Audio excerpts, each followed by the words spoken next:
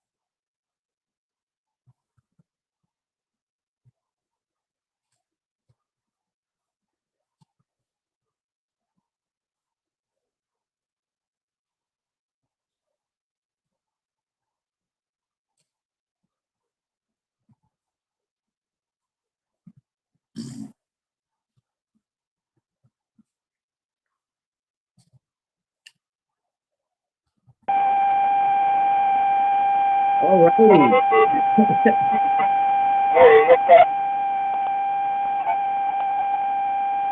What you got?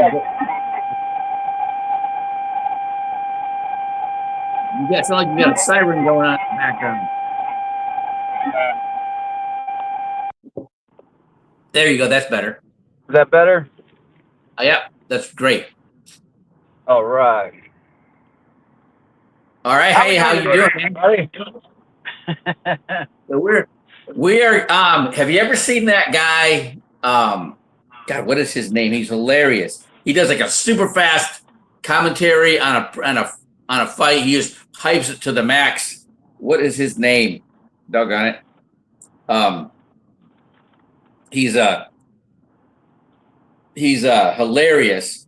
I got on his live and he was using StreamYard. And I've used StreamYard before. But I never connected it. I would do it to do a recording and then I would upload it to YouTube. Now it's live. We're on YouTube right now. Oh, what's up, YouTube fans? Where are we at on our 50 subscribers? I got this gold step Joe Louis to give away. And if nobody wants it, well, let's see. What do we got here? Hang on, I'll tell you. We want to go to the World Trident Boxing Association at gmail.com. That's the account for World Trident Boxing on YouTube, or at WTBA Boxing. Right. That's the. So this is my personal account here. All right. So I called up Clark Ortiz. Clark Ortiz. He's from Puerto Rico. He's Puerto Rican. Lives in Harlingen, Texas. Or I think he's living in Far Texas now. He was my old pastor. But his claim to fame is his father talked some FCC executive off the ledge spiritually from committing suicide. And the guy taught him how to apply for broadcast licenses. And he taught Clark when he was 14 years old. And then when Clark graduated high school, he ends up getting like 400 FCC licenses and hands them out to all of his pastor buddies, and has Clark, that's his job, is setting up these remote broadcast stations for pastors all over the country. That is awesome. And then he ends up going to Iowa, and he's trying to, connect with these pastors there, and they just weren't listening to him. And he said the Holy Spirit told him to go out to a soybean field and set up his camera. So he starts preaching in the middle of a soybean field, and he says he got scriptures coming out of his mouth he didn't know he knew, and it's directly broadcasting, right? He goes back to the house, and he's got all of these his voicemail's full of these pastors, right? And they're all calling him Pastor Clark, right? So that's how he got into preaching, right? But he changed his business a while back from setting up these remote broadcast stations to selling advertising to the broadcast stations that he already established all over the United States and Puerto Rico and other countries. And I just wanted to pick his brain about what we could do to set up a network with these Native American tribes, set up affiliates on the reservations all around the country. Okay. Nice. And so bring together the tribal network. So he had already affiliated with this guy, Martin Camacho, out of Tampa, that is affiliated with the Seminole tribes and already has Native American TV established. That is outstanding. All right, and guess what they want to do? Let me guess. They want to do some boxing. Yeah, right. That's what's up. And so and then I'm down here in Florida, as you know. Yeah, I'm down here in Florida, as you know. So if I need to go over to Tampa, you know what? I'm in Ocala today. I could be over there whenever you need. Okay. Wow. Do you know where Yankeetown is? The only Yankee town I know is probably up there in the cold. We got a bunch of Yankee birds that come down during this time of year, but I don't know Yankeetown. I could find it though. Just north of Clearwater. It's right on the canal, right where the Coast Guard station is. Okay. So my uncle used to be a shrimp fisherman, and I'd go down and live with him in the summertime, working on his shrimp boat. And all it was a loop with all the shrimp fishermen had their mobile homes parked around this loop, right next to the dock where by the Coast Guard station. Right.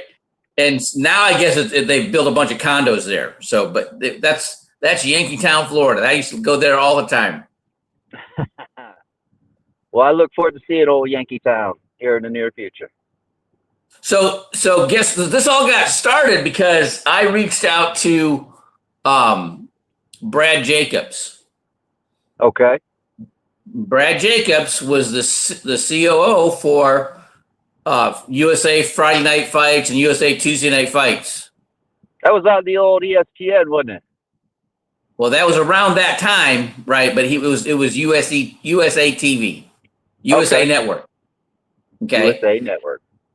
Right, and they used to have a lot of great fights on there. Then he became the promotional manager for Square Ring. Roy Jones Jr.'s got his own promoter's license. Roy Jones Jr. is the principal of Square Ring Promotions out of Pensacola. But he don't do the work. He had Brad Jacobs do the work. So when I was, helping put together the Roy Jones Clinton Woods fight, that's who I answered to was Brad Jacobs. Okay. Well, now he's the COO for Top Rank. Nice.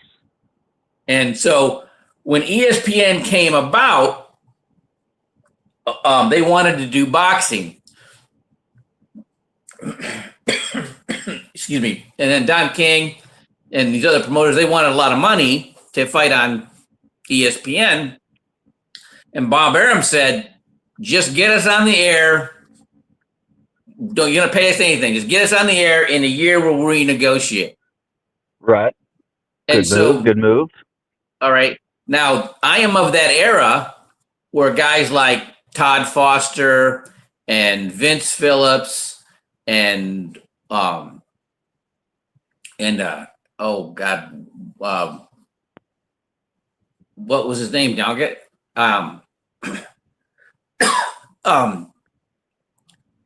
Kelsey Banks.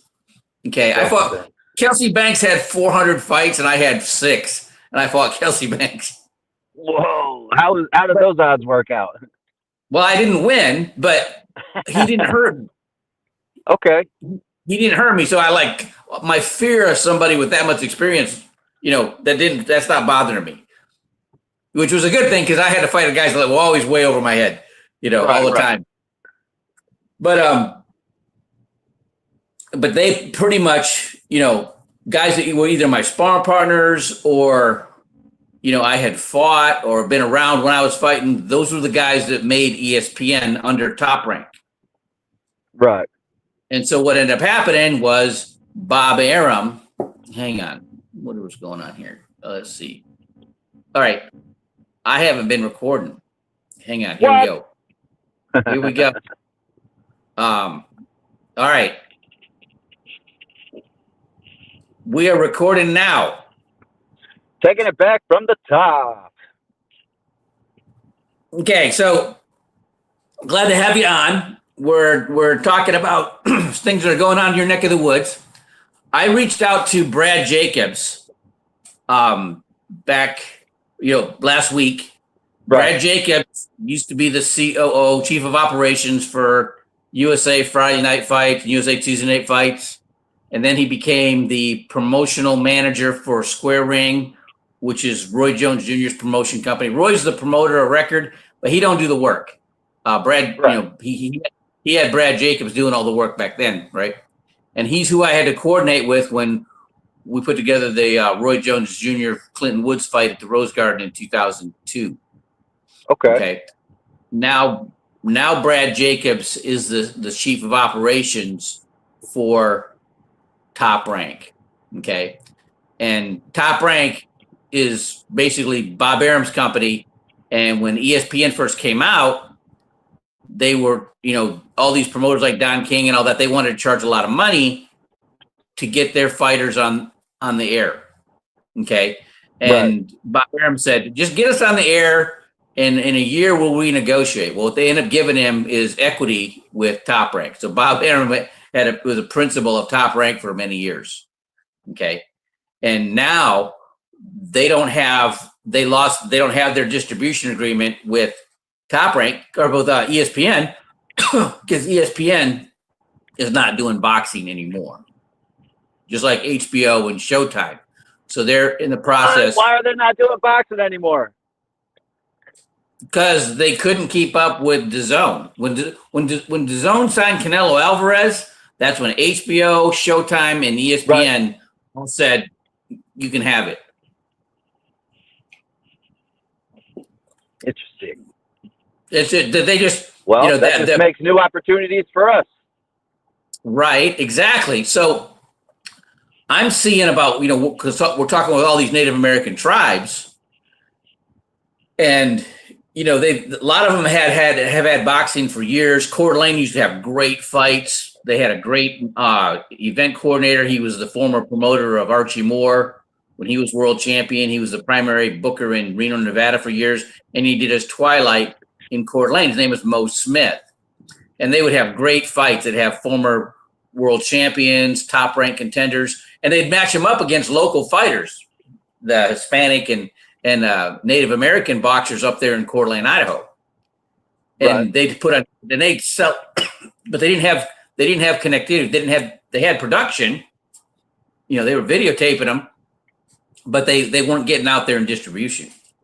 Gotcha. And they were so far in the wilderness, they were all they had was like dial-up internet for connectivity, right? But I learned what I learned. I learned what I learned about boxing promotions from Mo. Okay. How you promote different at a tribal casino versus how you do it different in an arena.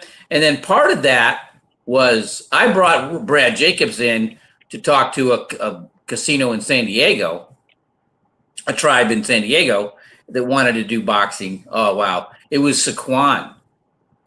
Okay. And Danny Tucker, wow, Danny Tucker was their tribal elder. You know, was the chief of the tribe at the time, and he wanted to do Right. boxing. Well, I brought Brad in because Brad represented Square Ring. All right, they were going to partner, right? Well, then this other dude brought in Shelly Finkel. Shelly Finkel. Shelly Finkel, you know, a little short, bald, unassuming Jewish guy, but was an attorney that would kill you in court. Right. And he represented all the big fighters at the time. You know, Manny Pacquiao, Mike Tyson, Fernando Vargas, the Klitschko brothers. Okay, he was their manager. He made more as a manager than most promoters do. I believe it. Okay, so what I learned from Roy that you know, because of Roy was the promoter, but he couldn't do everything. Right. Like he had this guy Mario. Mario was from Haiti or somewhere like that, or Haiti or whatever. And he, you know, he'd come to the gym. He just wanted to be involved with the sport. You know, he would clean and fold the towels, clean out the mouthpieces, you know, the spit buckets, empty the spit buckets, whatever, right?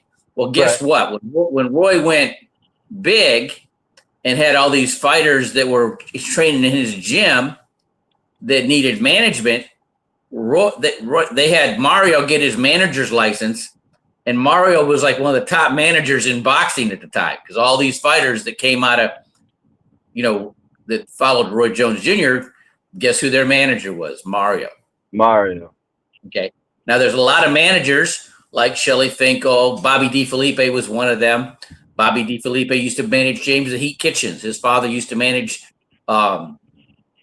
Kenny Norton, right? Wow. Okay. And what they would do is they had all these fighters under contract, and they would release a manager or a promoter's license, a local promoter, and they would use their license to hold the. There we go. Sorry, got disrupted. Okay, so they used to lease promoters' licenses. You there? Yeah, I'm here. I still hear you. Can't see you. I see that you're on. I see Dick Liberty still on here.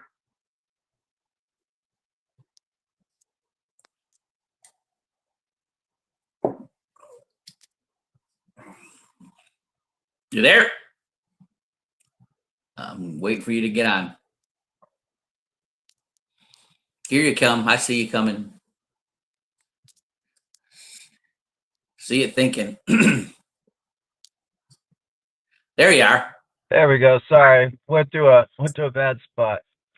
So these managers, they would lease a promoter's license, and the promoter, you know, either would come and check on and make sure they set everything up right, they did everything the right way, or they trusted them, and because they'd done it for the many times, and the manager would basically do all the promoter's work, and it would be under the promoter's license, though. Okay, and so, so there's managers that do that, right? Well, we're coming at an interesting position. See, DAZN is a network that does that kind of thing. They're a network that contracts promoters to put on their shows. Okay.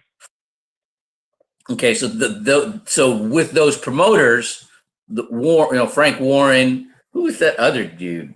British dude. That there's Marcus of Queensberry Promotions, and that's Frank Warren. What is the other promotion company?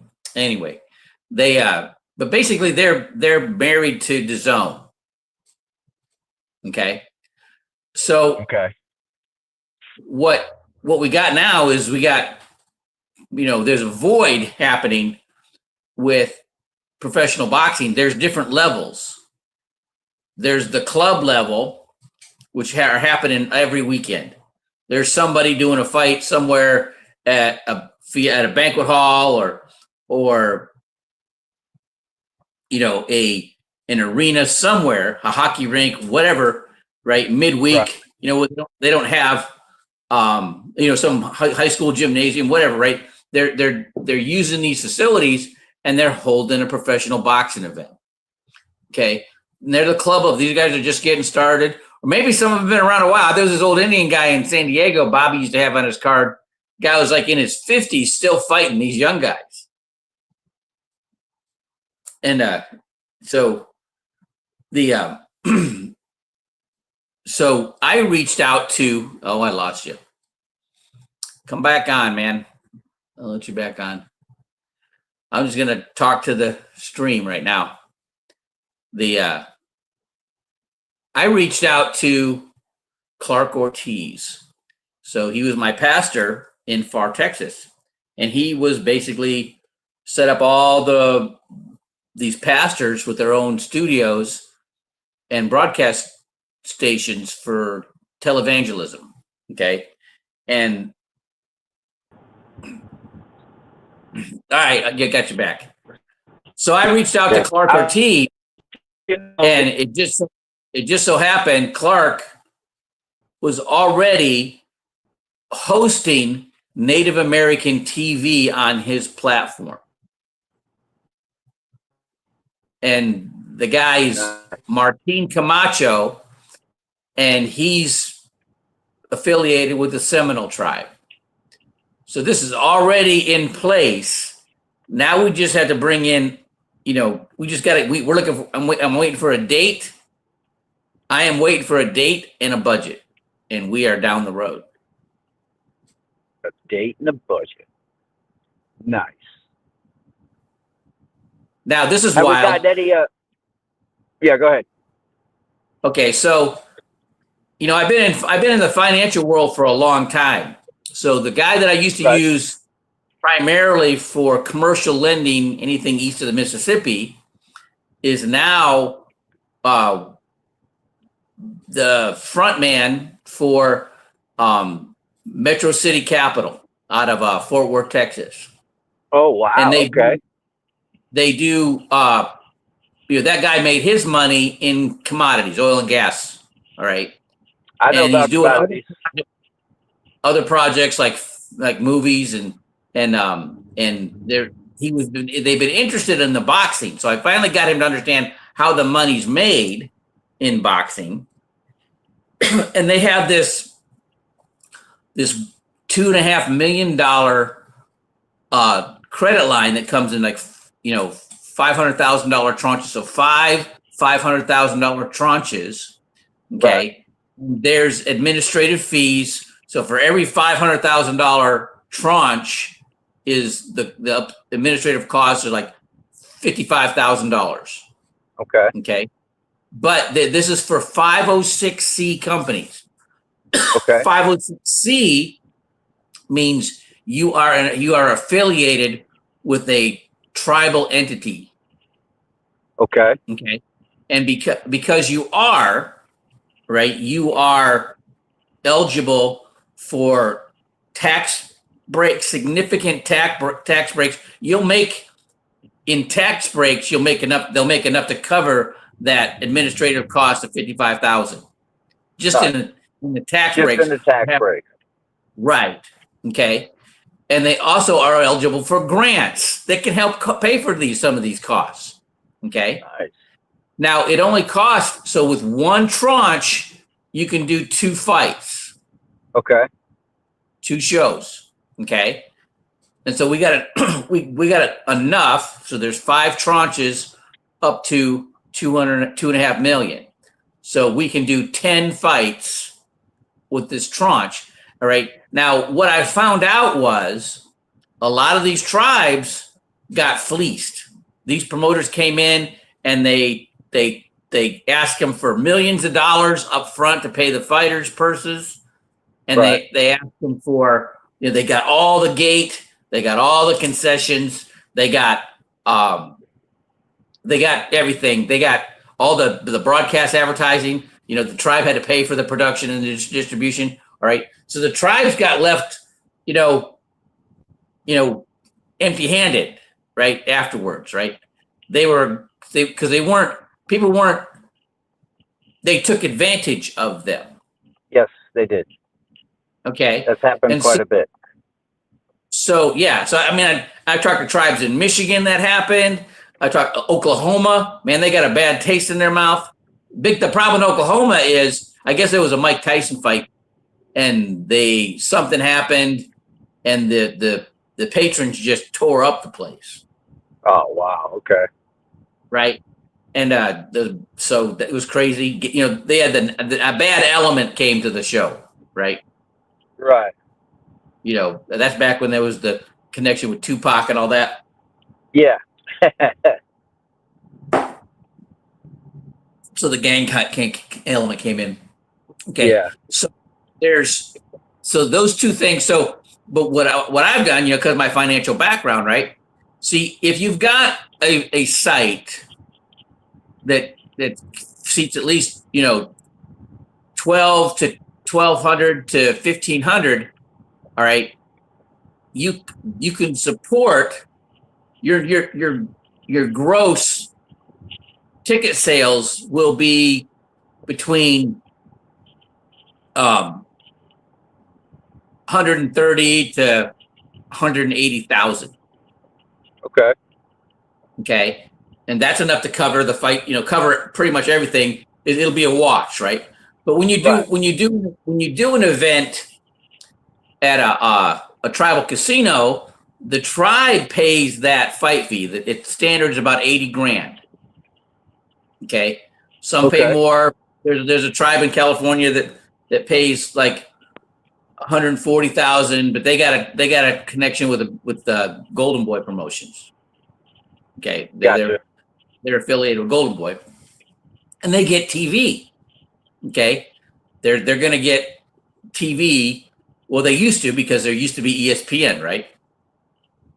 Right. But now ESPN discontinued in March, so now there's a void for the tribes, and I never talked about that thought about it till right now, talking to you.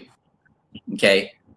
Okay. So I'm talking to Clark and this guy Martine, and they've already got Native American TV channel streaming right now. Okay. Nice. And they've been wanting to do boxing. Okay. And so through them, that's the distribution. Now I was kind of concerned talking to Dotan, because I was worried that this is stepping on his toes. And he's like, "Hey, no problem. It's there's the other ancillary business that we can do with them when it comes to like the Ranger Overwatch system." Right. So just he's like, "Go get him." Yeah. Go get him. We got right. past that one finally. Whatever gets us in the door, right? So Exactly. what do you know? What can you talk about the Ranger Overwatch system?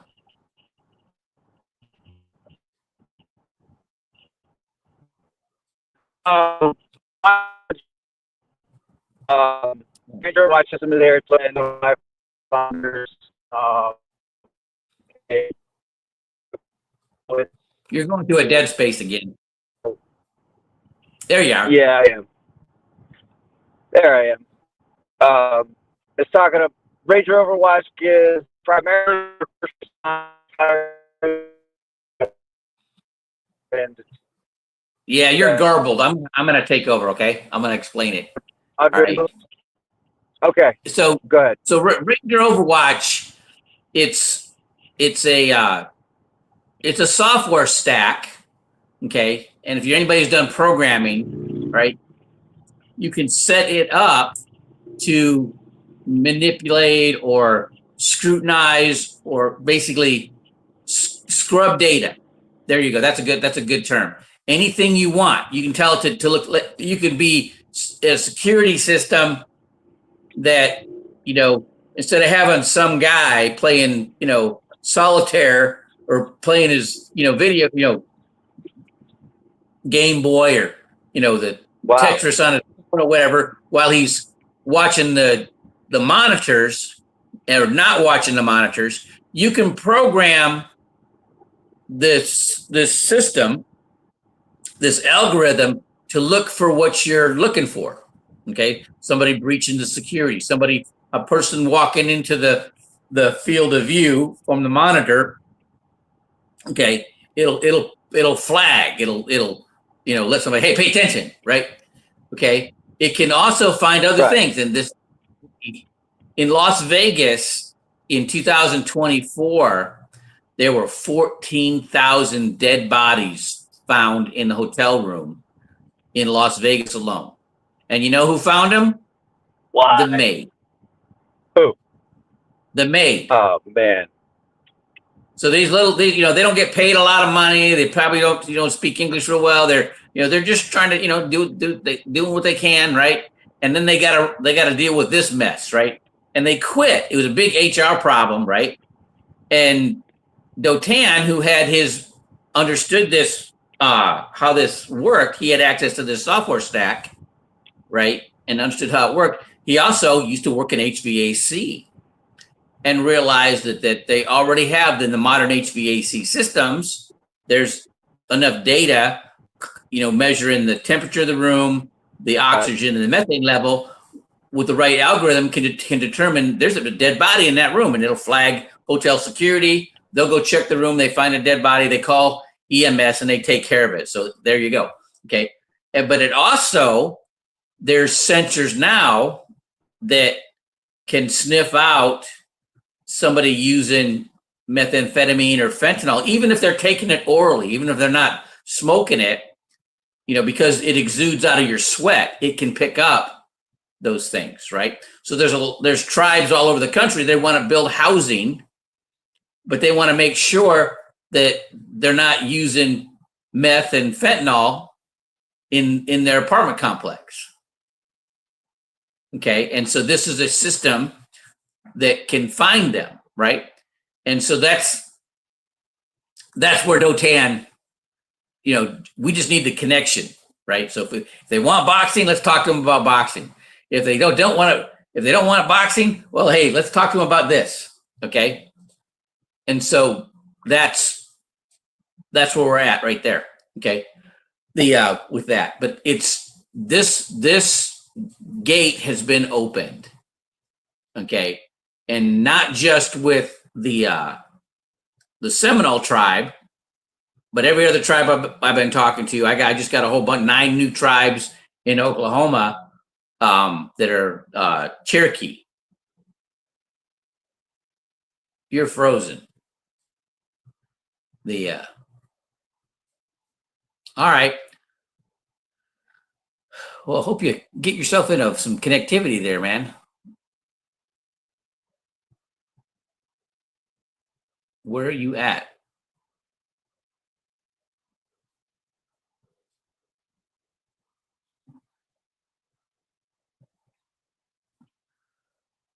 Come on, talk to me, Dick.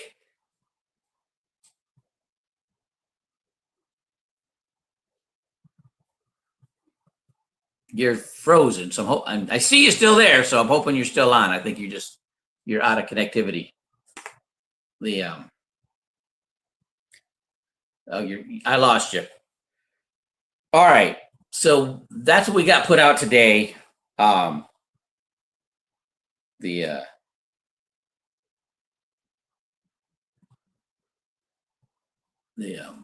right. I got people calling me about this, so let me we're going to cut this off and we'll get back to this. This is our new way of doing this from now on. All right, bye-bye.